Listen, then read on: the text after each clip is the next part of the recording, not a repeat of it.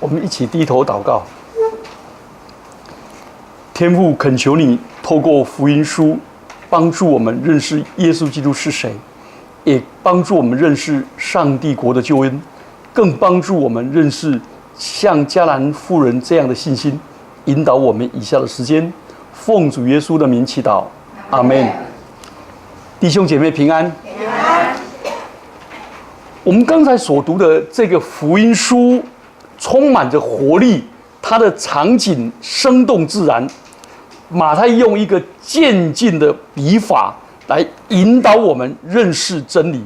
我们先了解马太福音的对象，写作的对象是从犹太教变成基督徒的，所以他们有根深蒂固的那个上帝独宠论，你知道吗？上帝只爱我们犹太人，所以犹太人每天都有这样祷告说：主啊，我感谢你，因为我是犹太人，不是外邦人，因为外邦人是狗。了解吗？好难听哦。第二个祷告说：主啊，我感谢你，我是自由人，不是奴才，不是奴隶啊。第三个，感谢主，我是男人，不是女人，因为女人是什么？不好意思讲，既骄傲、独宠，又大男人主义。所以令人受不了。他们独宠论哦，旧约里面有好几卷书，就专门在反对这个犹太人、以色列人这种独宠论。独宠论的意思是上帝跟他听完了啦，了解吗？上帝只爱我啦，不会爱那些外邦人呐，没有信主的人呐。所以我们基督徒哦，也要从今天这个信息来突破。来，反对独宠论最典型的是约拿书。对不对？约拿书，上帝竟然叫约拿去跟他们的敌国，对不对？亚述去宣教，说他们如果不悔改，3天后就怎么样？灭亡。请问他要不要去啊？他一去，他们万一悔改了呢？干脆让他们灭亡，对不对？所以他要逃避耶和华啊！你知道耶和华就是全能的上帝，全能的上帝希伯来人叫做耶尔shaddai，耶尔shaddai就是山上的神呐。啊，上帝是山上的神，要躲上帝要去哪里躲？去海嘛，了解吗？所以上帝在山上的神，我会扫描到呢，所以他就逃到海边。啊，海边他就专门选以色列所有港口里面，只有一个港口在海平面以下的，那是哪里？约帕。约帕这个港在海平面以下哦，所以他就从那里。他逃走坐船的话，请问要在船的甲板上面还是船底舱？底舱啊，甲板上被上帝扫描到呢。他躲在那里，对不对？就上帝很幽默，对不对？结果就哇，就起风了。你知道吗？什么叫起风了？你们认识起风吗？叫陈启峰啊。起风了。结果呢，浪大了怎么办呢？抽签。结果我发现约拿就被丢到海里，在鱼底里面，上帝也认识，上帝也认识他，上帝很幽默，透过这样打破他们独宠论。你们知道以色列还有个另外独宠论，他们认为啊，摩押人10代都不能进入耶和华的殿，有没有这句话？有啦。请问大卫是摩押的后代，大卫的曾祖母叫什么？不是，曾祖母叫做路德，路上捡来的啦，路德记的路德啦。路德生了俄贝德，了解吗？俄贝德生了耶西，耶西生了大卫，10代都不能进耶和华殿，结果大卫就进耶和华殿，而且还为耶和华的殿预备材料。他的儿子所罗门来建殿，了解吗？所以这种独宠论哦，心胸很狭窄。上帝只爱我，不爱其他的人；上帝只降福给我，不降福其他人。马太福音就在解决这个问题。好，我们来看，我们分2点来认识。第一个呢，我们来认识耶稣基督的救恩。听今天的耶稣讲的话哦，你会觉得哇，耶稣怎么这样子？怎么这样子呢？首先呢，耶稣讲话好刺耳，那个话真的太刺耳。可是请注意哦，你知道那个写圣经的人哦，他们每次遇到耶稣讲话哦，很刺耳哦，他们怎么样？不敢不写，了解吗？啊，抄圣经的人也不敢不写，反正矛盾的、刺耳的，一定留下来，他不会把它改顺了。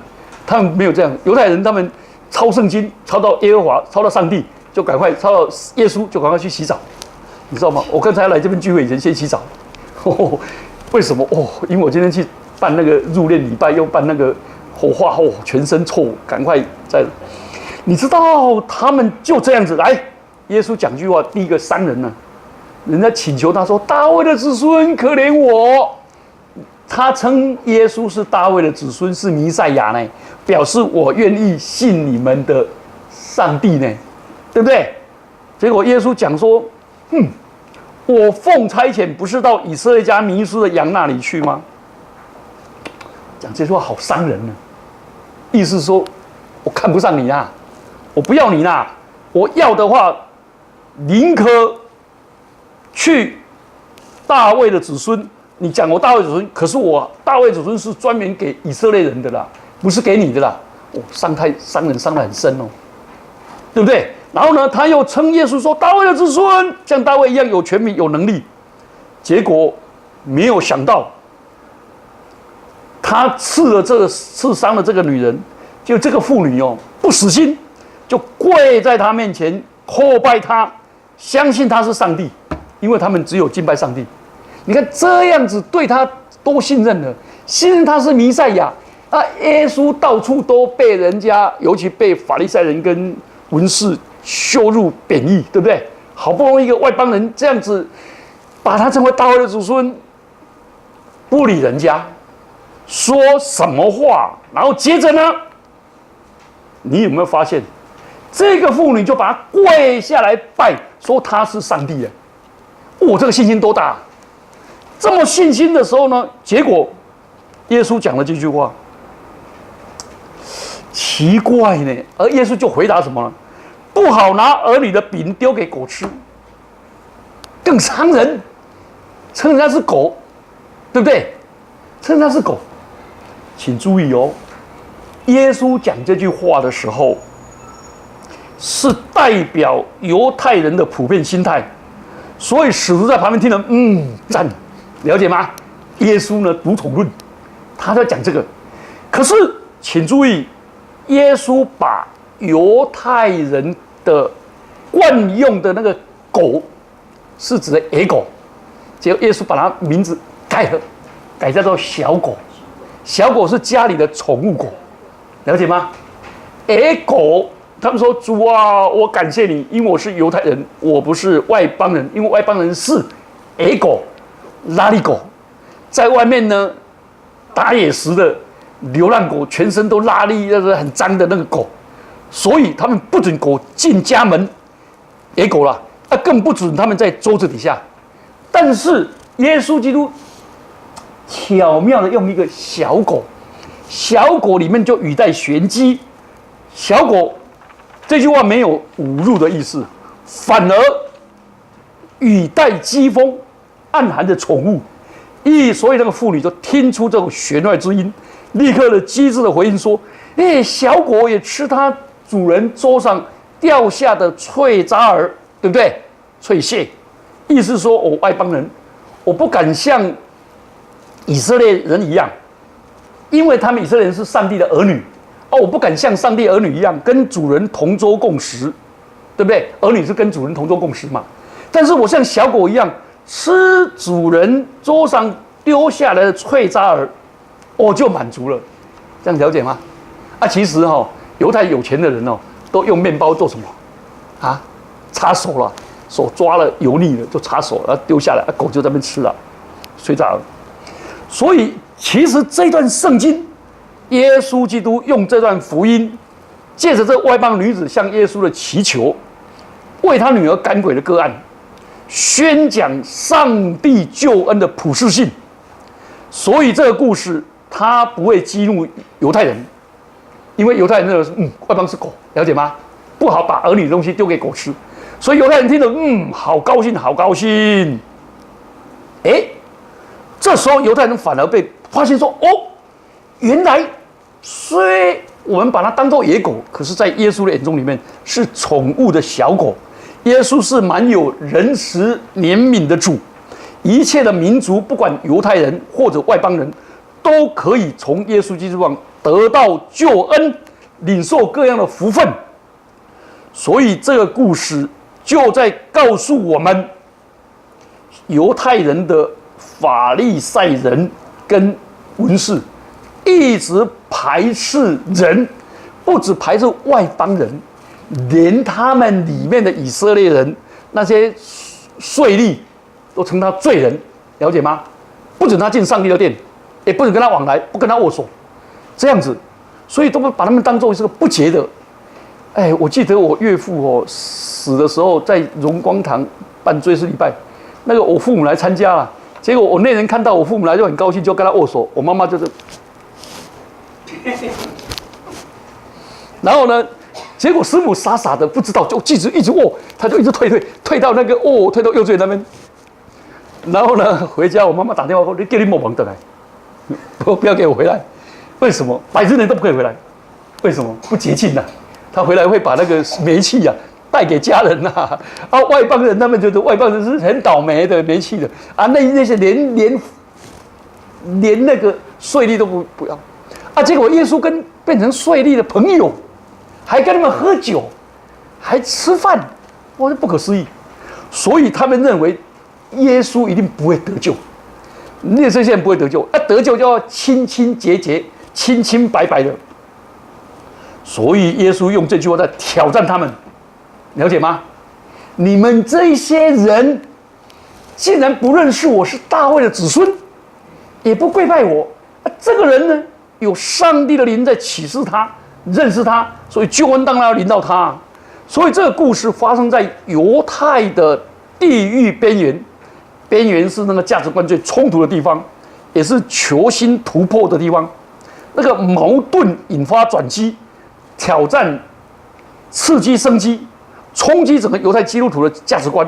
说原来我们也可以这样哦！你了解吗？初代教会里面第一个对外邦人、原住民传福音的是谁？你们知道是谁？就是说完全没有基督教背景也没有加入犹太教的。你知道吗？哥尼流不是信主吗？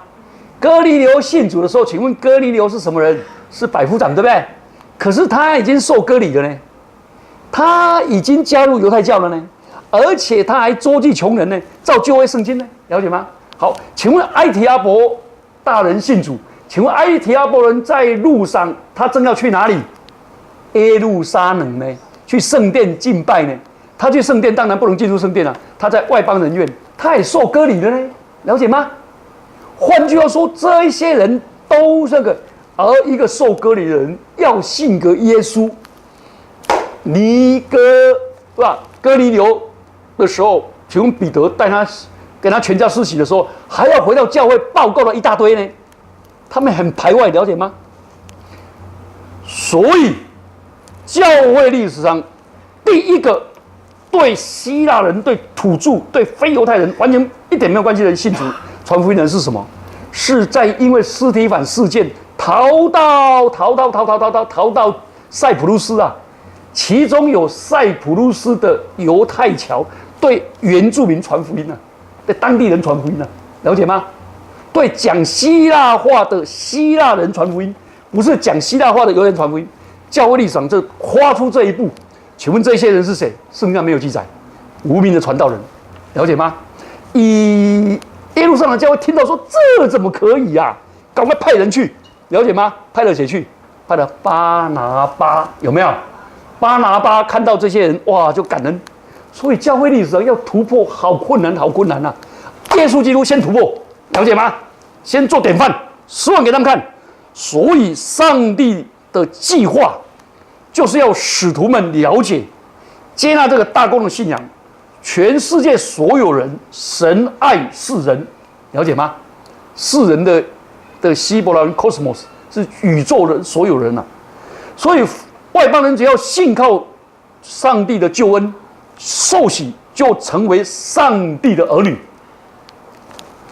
创造宇宙万有的上帝，成为你的父亲。所以今天有2位要受洗归入主的名下，这是何等喜乐的事！而且还称你们为是基督徒，了解吗？基督徒是什么意思？如果我说高传道是小林志玲，请问他是什么意思？了解吗？林传道像小孔明，有孔明的智慧，了解吗？这个像小西施，有西施这么美，像小东施，哇，像东施效颦。意思是小而美，具体而为的。所以中国人认为最高境界是人人可以成为什么？尧舜嘛，对不对？可是基督教认为，基督徒的意思叫小基督，小基督啦。旧约里面有3种人呐，要就任典礼的时候被用油膏抹在头上，那3种人是祭司、先知、君王。所以当你们受洗成为祭司的意思，就是旧约里面只有亚伦的后代才可以成为祭司呢。新约里面说我们有君尊的祭司呢，所以你受洗以后，你就是上帝的祭司，你可全家人为他们祷告祝福，上帝就透过你把福气赐给他们，这个叫做祝福，这样了解吗？哇，你就可以直接向上帝祷告。你知道吗？你如果要见小英总统，你可不可以到总统府说，我要见小英总统，我都直接进去写离你啊，通关再通关呐、以前在戒严时期，我要去中央党部见人呐、经过4个关呐、写带我们去的周连华，他才有才可以4个关口呢，还要交身份证，还有什么全身检查，然后第2关我弄得好复杂。你知道我们一祭司直接可以透过耶稣基督的名分，直接向天父祷告呢，这何等大的权柄！你也是先知呢，旧约里面先知何等人少啊，少之少。先知是上帝的代言人呢，上帝的发言人呢。我们政府的代言人是新闻局长嘛，对不对？然后呢，总统府也有代言人嘛。你要当总统代言人，你说我要去当代言人可以啊，我写理你啊，对不对？所以你就成为上帝的代言人，要读神的话语，并且宣讲神的话语，并且活出神的话语，成为祭司。第3个，旧约里面只有君王才可以呢。你一信主以后，在上帝眼中里面，你是个神的君王呢。上帝是万王之王，万子之主。那我们是万王之王、万子之主的儿女，了解吗？那我们儿女的话呢，就是王储嘛。所以我们将来到天上去与基督一同作王。所以我们上帝百般恩赐的管家。上帝所有的恩赐、才干、金钱、家庭，什么都赐给我们，让我们这边管理。如果为主所用，将来呢要100倍。所以所有的人，以色列人都说我们才是上帝的儿女。然后呢，那个亚伦的后裔说：“你们上来就说我们是祭司，了解吗？”那以利亚、以利沙说：“我们是先知。”这样知道吗？大卫的子孙说：“我们是君王。”所以我们基督徒呢，都有，哇，都美，能了解吗？我有个朋友在师大当教授，他有一次去全部人去阿里山玩，哇，那几个教授说，哇，日出好美哦，好棒哦，这个创造宇宙万有的这个上帝实在太伟大了。结果那个毛松林教授说，这是我们家的呢。我说你爸，是啊，你家的啊，你爸是谁？林务局局长，然后比他大一点了。南投县长，哇，还大一点呢。那你爸是谁？你姓毛呢？对不对？难道你爸爸是缺边帽吗？毛泽东啊，然后比他还大一点，是谁啊？他说上帝啊，我是上帝的儿女啊，我是上帝的儿女，所以这是小后花园而已啦，这是这么尊荣的。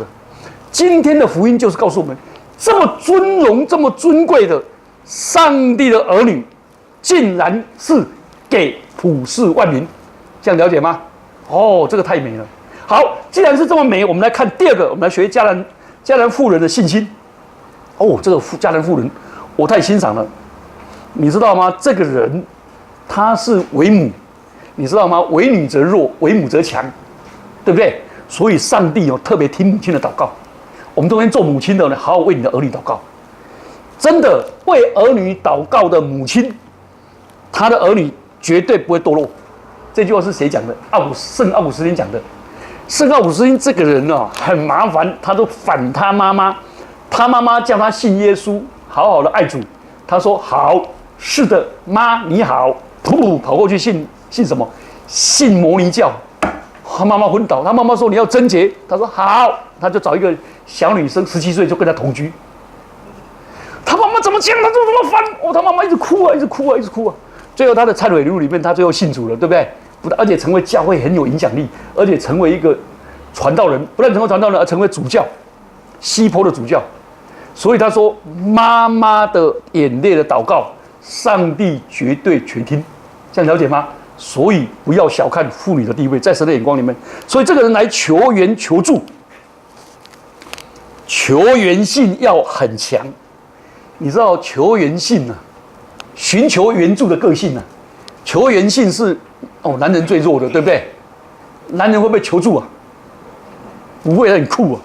你有没有需要帮忙？没有，对不对？有一个爸爸把他的儿子带去说：“来。”这个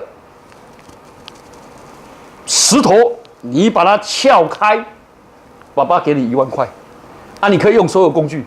结果他孩子，怎么要用不到，不到以后他说想办法，结果他拿撬棍又撬不来，想办法用什么没办法？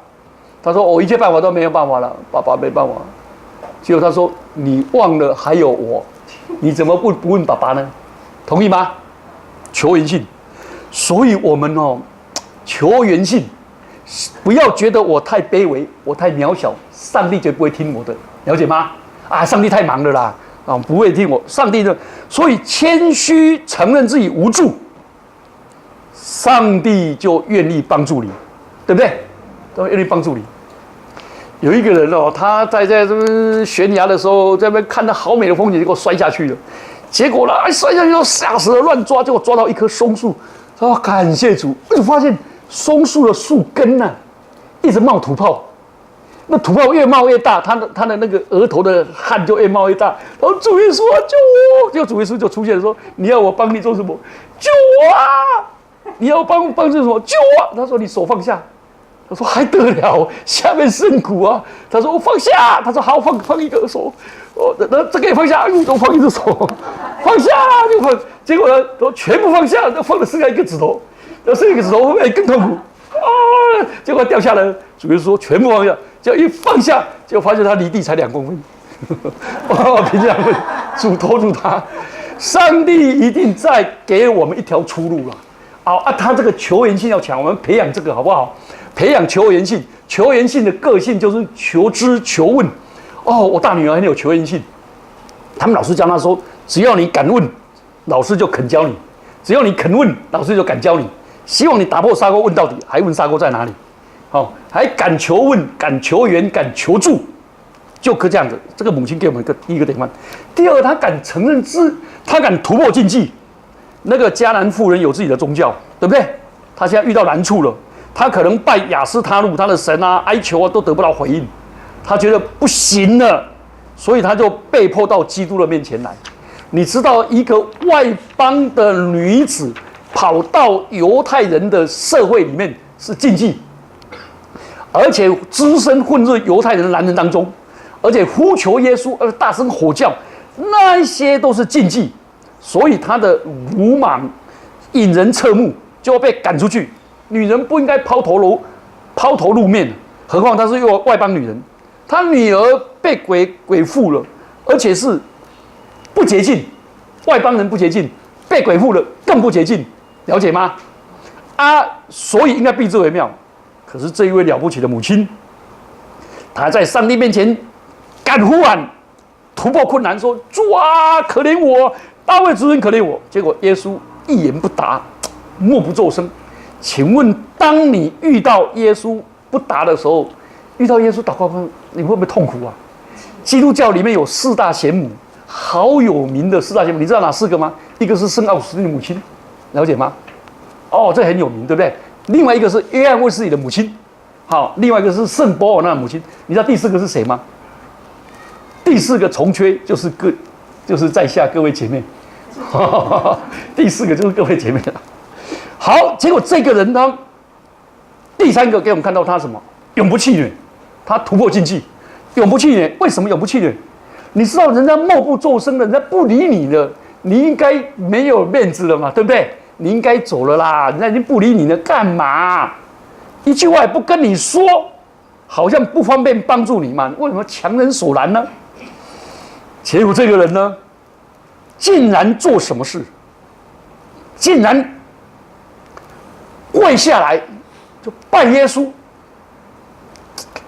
我这个越挫越愤，了解吗？上帝口中的不啊，也没有几个啦。祷告要恒切的祈求啦，那我们呢，通常都不要，通常不要。结果耶稣又说：“我被奉差遣是为以色列家迷失的羊。”上帝的儿子竟然讲出这句话了，怎么办？怎么办？你知道吗？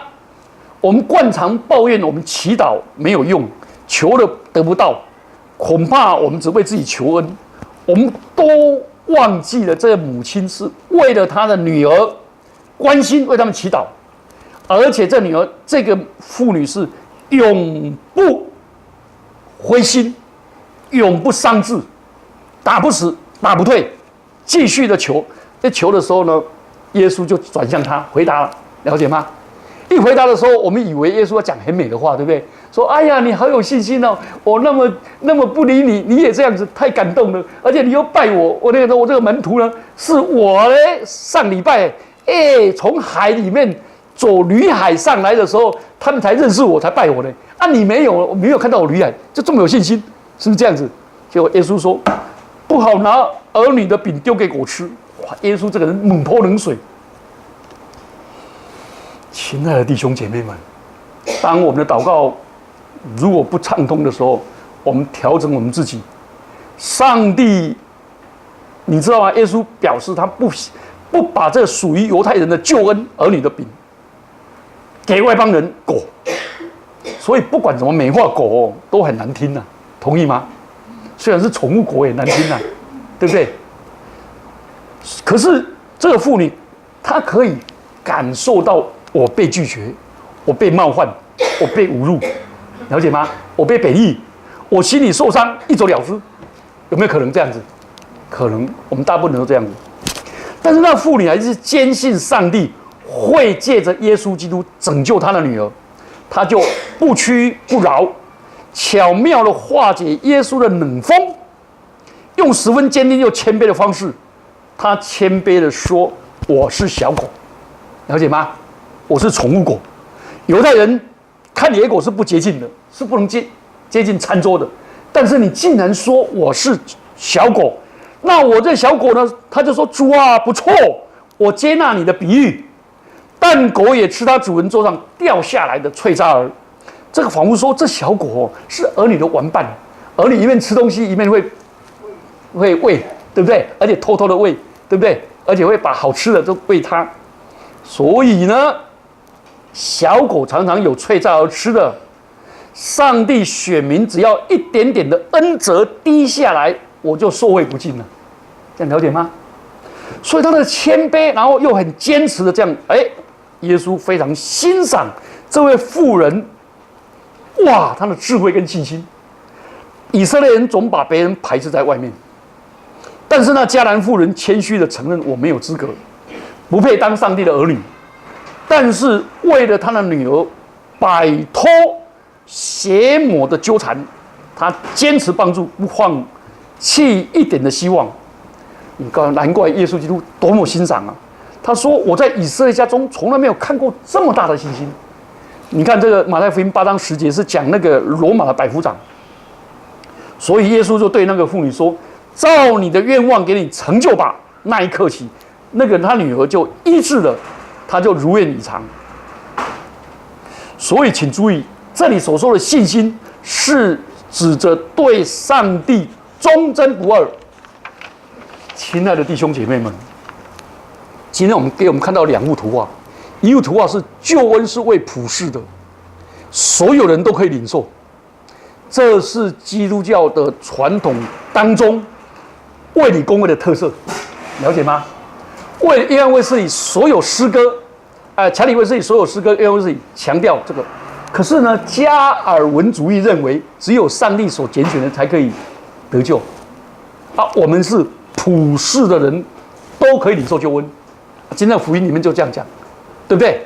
第二个，如果这个救恩已经要给你了，请问，我满汉大餐摆出来，结果你竟然饿着肚子，因为你不吃，对不对？有人不好意思吃。我常常在请客的时候，人家不好意思，我就跟他讲说：“你卖拍血，你要吃饱了才说不好意思。吃的时候怎么可以说不好意思？吃了不好意思就不好意思吃了嘛，同意吗？要大口吃，然后一边说主人好棒哦，我好感谢哦，还有没有？了解吗？所以我给我妈妈钱，给我爸爸钱，他也说：哎呀不好意思。我说不要讲不好意思，你要问说：阿哥有没啦？刚才安尼啊，了解吗？我妈妈是在山的供顶，然后我跟他讲说。”妈妈，你要再讲说，下礼拜再来哦，再继续哦，再继续给哦，这样不是很好吗？我们大方一点上帝的恩典呢是怎么样？上帝给我们的恩典是超乎我们所求所想的。所以有一个小朋友那个在上植物学的时候，那个植物学的老师就拿了一大箩的那个饼干糖果，说你们要拿了自己抓每一个都自己抓。你们每个人可以抓3把他每个抓3把，抓得很高兴。结果一个小朋友在那边就站起来不抓，他说：“你为什么不抓？”他说：“老师，你帮我抓。”为什么？因为老师的手掌比较大就要抓得好高兴啊！上帝要给我们的恩典一定是比我们大，同意吗？而且幕后的恩典比前面还更大。还有一个，我讲到做结束，有一次一个王子要请王妃，从3000多人筛减到剩下120人，然后经过机智问答，剩下12个人。然后呢，王子选不出来，就把12个人带进王宫里面的宝藏，说这里面有金银宝石、玛瑙，我还有你们要选一样，你们选出的那个最美的，我就给你。哇，我都真的慷慨有一个人选了钻石，他就给他。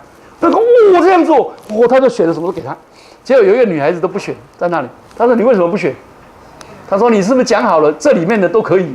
他说：“是。”他就抱着王子说：“我要选你。”一选的王子以后，所有都是他的，了解吗？这12个人只能拿11个拿这11份嘛。他呢，全部都拿到了，对不对？拥有王子。所以，当我们拥有了基督的时候，上帝所有恩典都给我们。可是呢，我们呢，为什么会过得那么辛苦呢？那么贫穷呢？因为我们不求。有一群天鹅竟然渴死在天鹅湖那么清澈的水里面。有一群老鼠饿死在米仓里，为什么？因为他禁食祷告，了解吗？绝食，他不喝了有什么办呢？你们得不着是因为什么？不求你也求也得不着，因为什么？又浪费在炎热。所以，我们今天凤山卫理堂，我们可不可以好好的向上帝求？你大大的张口，怎么样？耶和华就给你充满。我本来这句话要送给谁？你知道？送给苏清正医师，他当牙医师嘛。每次所有人来说，你要大大张口，我就给你充满。欢迎大家下午来参加书传道的中荣礼拜，不是追思叫中荣，因为人生的终点，上帝的儿女是充满了荣耀。我们一起祷告，主，求你施恩怜悯，赐福我们，成为一个像迦南妇女这样的大有信心的人，认识耶稣就是弥赛亚。也认识耶稣就是上帝来到我们当中，他愿意俯伏敬拜。主啊，恩待我们每一个人。主啊，也帮助我们像他那种永不止息的信心，那种求援性，那种坚韧，那种勇敢的向主求。主啊，赐福我们这个教会，也大大的向主开口。主啊，愿你的恩典、智慧、荣耀跟恩赐，甚至于把得救人数天天加给我们。奉基督耶稣的名祷告，阿们。